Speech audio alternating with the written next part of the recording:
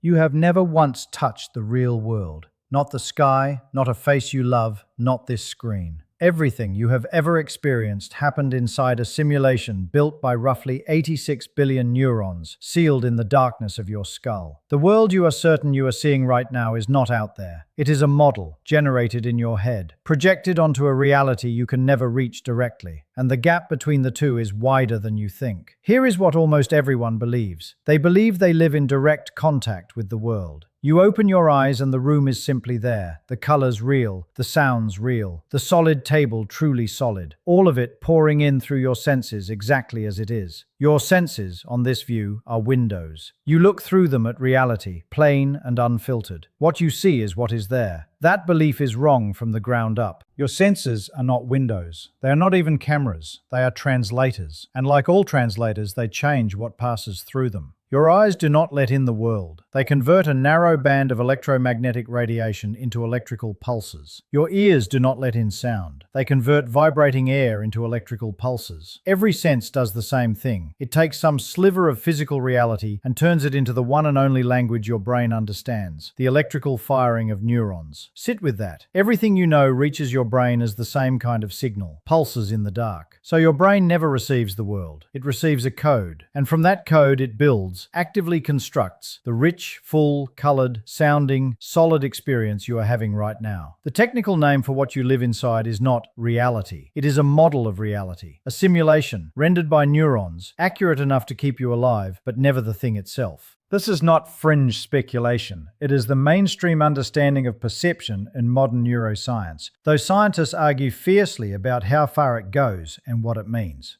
But the real question is this: if you are living inside a model and not the world, then how different is the model from what is actually out there? The answer is more unsettling than most people are ever told. Start with the most ordinary thing you can imagine: color. The redness of an apple, the blue of the sky. Surely that at least is real, out there, a property of the world. It is not. And this is where the simulation reveals itself. Out in the physical world, there is no color. None. There is only electromagnetic radiation, waves of energy of different lengths, traveling through space. These waves have no color in themselves. A wave is just a wave, a measurable length and frequency, utterly colorless. What you call red is simply what your brain creates when waves of a certain length strike the back of your eye. Color does not exist in the apple. It is manufactured in your head and painted onto your experience. Sit with that. The redness you are so sure is in the world has never been anywhere but inside you. Let me give you the analogy that makes this land. Imagine you are colorblind to a single shade, and your friend is not. You both look at the same apple. The waves leaving that apple are identical for both of you. The physical reality is one and the same. But your experiences are different.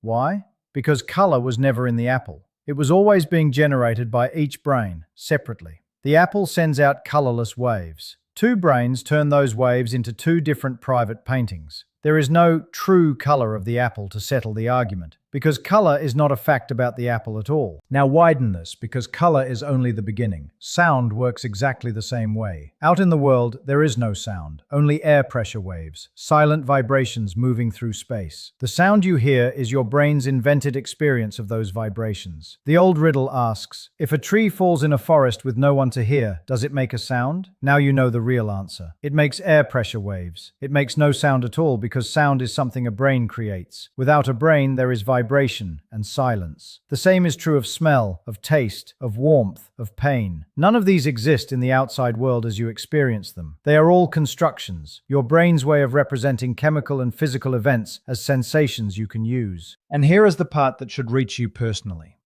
The world you are experiencing this very second, vivid, colored, full of sound and texture, feeling utterly real and immediate, is being generated inside a piece of tissue floating in complete darkness and total silence. Your brain has never seen light. It has never heard a sound. It sits in a black, soundless vault of bone, and from nothing but electrical pulses, it builds the brightest, loudest, most vivid show you will ever witness. The light is in here. The sound is in here. The whole spectacle is in here. This is not a flaw. It is a staggering feat of engineering. Your brain is running the most sophisticated simulation in the known universe, in real time, continuously, your entire life. And it is so seamless that you have spent every one of your years convinced you are simply seeing what is there. The research on this is still evolving, and serious thinkers disagree about exactly how to interpret it. But the core fact is not in dispute. What you experience is a construction, not a transmission. But this is only the surface, because if your brain builds the colors and the sounds, the next question is far stranger. How much of the model is it building from the actual world, and how much is it simply making up? Here is the part almost no one talks about. Your brain is not building this simulation mostly from what your senses report. It is building it mostly from its own predictions, its expectations, and using your senses only to correct the guesses. You are not seeing the world. You are seeing your brain's best prediction of the world. Stay with me, because the next 90 seconds reframe everything. Common sense says the data flows inward. The world floods your senses, the signals travel up to the brain, and the brain assembles the picture from that incoming flood. More world in, more accurate picture out. That is how everyone assumes it works. The wiring of your brain says the opposite. When neuroscientists trace the connections feeding your visual system, they find that the bulk of the signals do not come from your eyes at all. By many estimates, only around 10% of the input to the visual parts of your brain comes from the eyes. The other roughly 90% comes from inside the brain itself, from memory, from expectation, from prediction, flowing the other way, telling the visual system what it expects to see before the eyes have even reported in. Read that again. Your brain decides what is probably there first. Then it uses your eyes mostly to check. This is what scientists now call predictive processing, and it overturns the old picture entirely. Your brain is not a passive receiver. It is a prediction machine. It is constantly generating a model of what should be out there in the next instant, projecting that model outward as your experience, and using the trickle of sensory data only to catch its errors and adjust. You live inside the prediction. Reality just edits it. If this is making sense, and you want the part that follows, what this means for your own mind, and how to keep your personal simulation sharp and accurate as you age, subscribe now. That section is coming in minutes, and it changes how you understand every moment you experience. Now the empathy moment, because you have lived inside this without knowing. You have read a sentence and not noticed a missing word. Your brain predicted it was there and showed it to you. You have reached for a light switch in the dark and found it before your eyes confirmed it. You have seen a friend's face in a crowd a split second before you truly looked. That is the prediction machine, handing you the world a moment before the world arrives. And here is where it turns from fascinating to profound. Because if perception is the brain's controlled construction, then the line between perceiving and hallucinating is far thinner than we pretend. The neuroscientist Anil Seth at the University of Sussex puts it directly. He calls normal perception a kind of controlled hallucination. A hallucination is the brain's model running free, without correction. Ordinary seeing is the same model, just kept in check by the senses. The difference is not in kind, it is only in whether reality is allowed to vote. This is why, when the senses weaken, in people losing their sight, for example, the brain's predictions can surface as vivid images that are not there. The model keeps generating, the correction is gone. The simulation, uncorrected, becomes visible for what it always was. But none of this, not the constructed colors, not the prediction, not the controlled hallucination, none of it matters until you face the deepest layer of all. Because the same machinery that builds the world also builds the one who seems to be watching it. What almost nobody talks about is the final piece of the simulation. We have said the brain builds the colors, the sounds, the whole external world. But it builds one more thing, the most convincing illusion of all. It builds the experience of a you sitting behind your eyes, looking out at that world. The self is part of the simulation too. This sounds impossible at first, so follow it slowly. Right now it feels as though there is a single solid you, a watcher located somewhere behind your face, receiving the show your senses deliver, the one having the experience. That feeling is so total, so constant, that you have never once doubted it. But search the brain for that watcher and you will not find one. There is no single place where it all comes together, no inner theater with a self seated in the audience. There are only billions of neurons firing, distributed across the whole brain, with no central viewer anywhere. Read that again. You have looked for the world and found a model. Now look for the watcher of the model, and there is no one there. So what is the self? On the view a growing number of neuroscientists hold, The self is not a thing that watches the simulation. The self is another part of the simulation, a model the brain builds of itself, a character it generates to organize experience and steer the body. Anil Seth and others argue exactly this, that you are a controlled hallucination too, a story the brain tells to make sense of being a single organism that needs to act in the world. The watcher is painted into the picture along with everything else. I want to be honest with you, because this is contested ground. Philosophers have argued over the nature of the self for thousands of years, and this is not settled. Some thinkers insist there must be more to consciousness than this, that the felt fact of experience itself, the simple what it is like to be you, is something neuroscience has not explained and perhaps cannot. They call it the hard problem of consciousness. We can describe all the neural machinery and still not say why any of it feels like anything at all. Depending on who you ask, the self is either a useful illusion the brain generates, or the one genuinely real thing we cannot explain away. The honest answer is that we do not yet know. But here is what even the most cautious reading leaves standing, and it is enormous. The world you experience is a construction. The self that experiences it may be a construction too.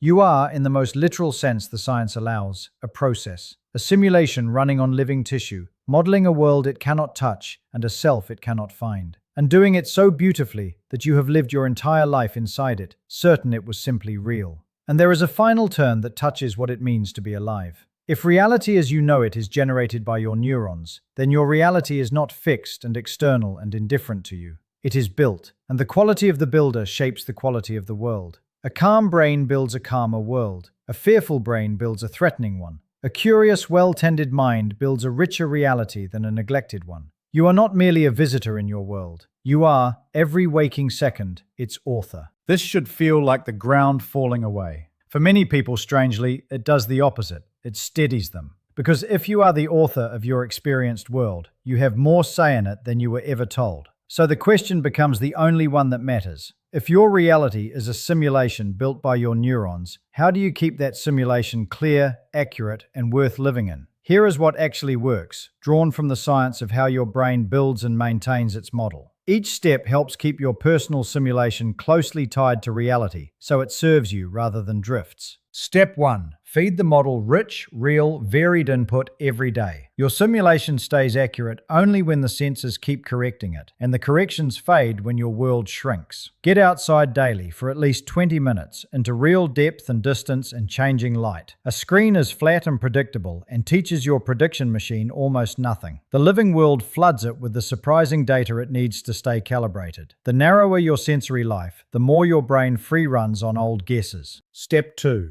Protect your senses as if they were brain organs, because they are the brain's only correction. Get your vision and hearing checked as you age, and treat losses early. Here is the mechanism almost no one explains. When an input weakens, the brain fills the gap with prediction, and that uncorrected guessing both distorts your world and drains your mental resources. Restoring the input restores the accuracy of the simulation itself. Tell me in the comments, have you ever noticed your mind playing tricks when you were exhausted or straining to see or hear? That was your model running with too little correction. Step 3. Deliberately surprise your brain. The model only updates when reality violates its predictions, so comfort and routine quietly let it drift. Once a week, do something genuinely unfamiliar. A new route, a new skill, a new kind of conversation. Each surprise forces your brain to update rather than coast, keeping the simulation current instead of decades out of date. Step 4. Steady your inner state because it colors everything you perceive. Since a fearful brain builds a threatening world and a calm brain builds a manageable one, managing your emotional state is not just about feeling better, it literally changes the reality you experience. Slow breathing, time in nature, and good sleep all calm the system that generates your world. You are not just soothing yourself, you are improving the simulation you live inside. Step 5. Hold your own certainty a little more loosely. Knowing that what you see is a construction, your brain's best guess, not raw truth, is itself a kind of wisdom. It makes you slower to assume you have seen the whole picture, quicker to consider that another person's brain built a different and equally sincere model of the same event. This single humility can soften conflicts and open your mind in ways nothing else can. If even one of these ideas was new to you, hit the like button. It is a small thing, but it tells the algorithm to show this to more people who have spent their their whole lives certain they were seeing reality plain, never knowing what their own brain was doing. Do these 5 things and you stop being a passive inhabitant of a world handed to you. You become the conscious caretaker of the reality you generate. You cannot step outside the simulation. No human ever has. But you can keep it clear, keep it honest, and keep it worth living in. So look again at what you actually are.